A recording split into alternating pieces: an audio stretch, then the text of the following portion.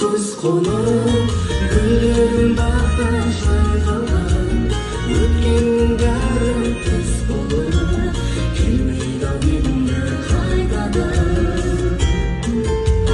сағынған жылдар әнісі сағыныш болып атанып жүректе мәңгі қалады махаббат болып қан жаным жүректе мәңгі қалады махаббат болып қан жаным.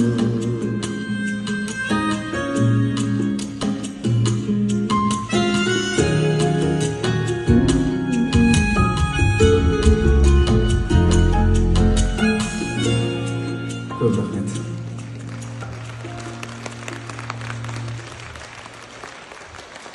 Динара Жаңаберген және Айдар Байділда. Жаңа ғана сіздер